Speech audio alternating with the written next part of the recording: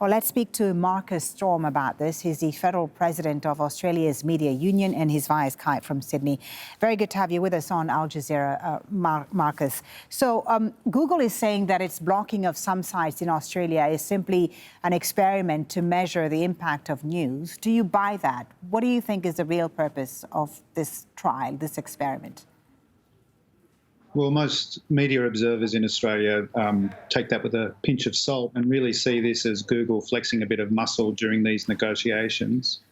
Google is saying that the current proposal from the government is unworkable and will be unfair to people who use their search engine.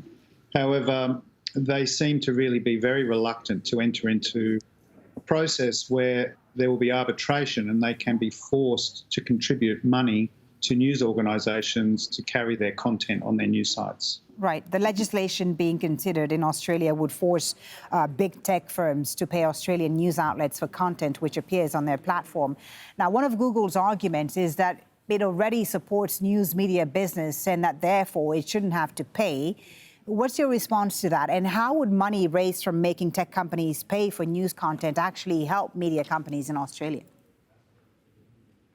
Well, Google and Facebook now have an effective monopoly over distribution of online news in Australia and in many other markets.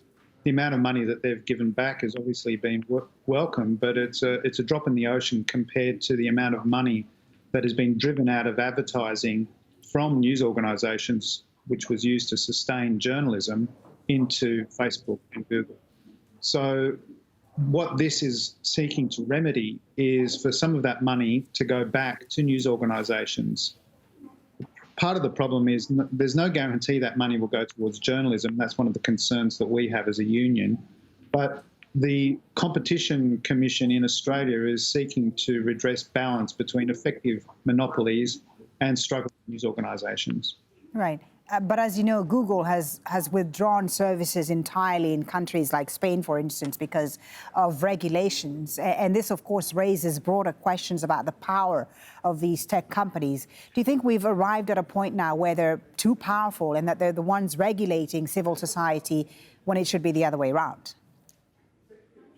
Well, yeah, this is what we're facing, is that tech companies, big tech companies, seem to be regulating what goes on in civil society, suspending people from networks, and rather than civil society being able to regulate what happens on the tech giants. What Australia is trying to do to get around that is, whereas in Spain, Google just suspended their entire Google Spain news tab, if that was to happen here and Google was still distributing non-Australian news, or as they were in Spain, non-Spanish news, Google operating here could still cop up to a $10 million fine for those breaches. So that's one way they've got around. But it is something that we need to face up to as a society.